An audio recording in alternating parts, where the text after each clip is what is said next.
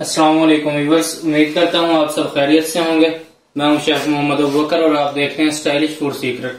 शामी कबाब तो सभी को पसंद होते हैं, लेकिन अगर शामी कबाब को कुछ अलग तरीके से बनाया जाए तो इसका मजा दोबाला हो जाता है। आज हम आपको ऐसा ही कुछ मुनफरिद तरीका बता रहे हैं। कबाबों में सबसे ज्यादा मकबूल शामी कबाब हैं। इनका इस्तेमाल चावल, दाल और सब्जी के साथ करना हो तो कर लें, वरना चाहें तो सैंडविच बना लें या चाय के साथ बगैर लवाजमात के यूं ही खा लें। चाहे कोई दावत हो या बाहर खाना खाने का इरादा किया जा रहा हो, दस्तरखान पर मौजूद तमाम पकवान में एक कबाब शामिल जरूर होते हैं। कबाब एक ऐसी डिश है जो बच्चे बड़े सभी बहुत शौक से खाते हैं। वीडियो को परफेक्ट बनाने के लिए वीडियो को आखिर तक जरूर देखिएगा। आइए इसे बनाना शुरू करते हैं।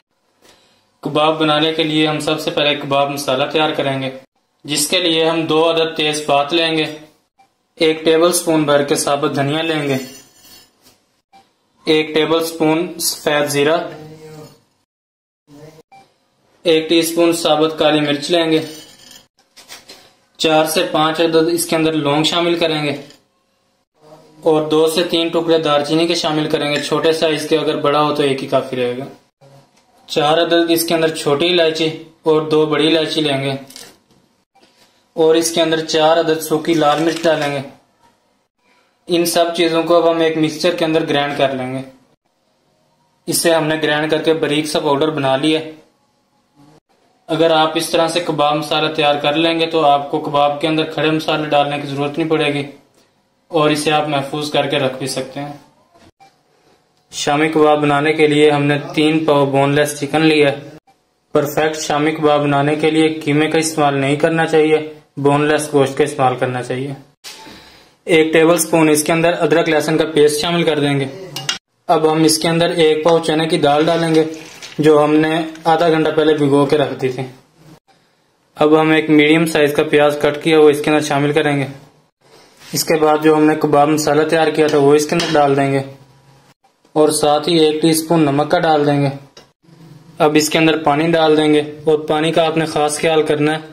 आपने पानी ज्यादा नहीं डालना, इतना डालेंगे कि गोश्त और दाल मिक्स हो जाए। अब हम इसे कवर कर देंगे और तकरीबन 10 से 15 मिनट के लिए इसे पकने के लिए छोड़ देंगे। 15 मिनट पकने के बाद दाल और गोश्त गल चुका है और पानी खुश्क हो गया। गोश्त हमारा बिल्कुल गल भी गया है और रेशेदार बन गया। इससे हमारे कबाब बहुत मजेदार और लजीज बनेंगे। असल काम अब इसका शुरू होता है। अब हम इसे घोटने की मदद से दाल और गोश्त को घोट लेंगे। पहले घोटने की मदद से इसे थोड़ा सा बारीक कर लेंगे। घोटने से हमने इसे बारीक कर लिया था। अब इसे कुंडे में शिफ्ट कर दिया है और डंडे की मदद से इसे मैश कर देंगे। हमने इसे मैश कर लिया है। थोड़ी मेहनत तो लगी है। अगर रेशादार कबाब खाने हैं तो मेहनत तो करनी पड़ेगी। अब हम इसके अंदर मजीद कुछ चीजों का इजाफा करेंगे। मजीद इसे स्पाइसी करने के लिए 3 से 4 अदद हरी मिर्चें जो बारीक कटी हुई हैं वो ऐड करेंगे।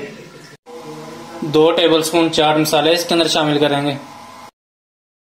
2 टेबल स्पून इसके अंदर पुदीना डालेंगे जायका और खुशबू को मजीद बेहतर बनाने के लिए। आधा कप धनिया शामिल करेंगे जो बारीक कटा हुआ है। 2 अदद अंडे शामिल कर देंगे और हाथों की मदद से इसे अच्छी तरह मिक्स कर लेंगे। कबाब को आप कुंडी के अंदर ही मैश करेंगे। अगर आप ग्राइंडर के अंदर करेंगे तो इसका रेशा नहीं बनेगा। इसे हमने अच्छी तरह मिक्स कर लिया है। टिक्की मेकर की मदद से अब इसकी टिक्कियां बना लेंगे।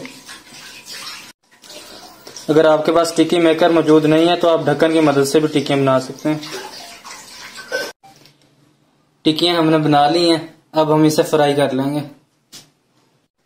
ऑयल को हमने गर्म कर लिया और टिक्कियों को अब अंडे के अंदर डिप करके इसे फ्राई कर लेंगे।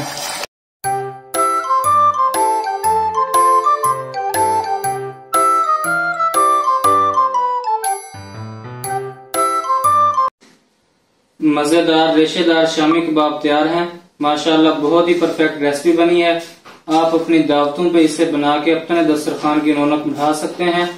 वीडियो अच्छी लगी हो तो वीडियो को लाइक करें और चैनल को सब्सक्राइब करें। इसे एंजॉय कीजिए। अगली वीडियो तक इजाजत दीजिए। अल्लाह हाफिज।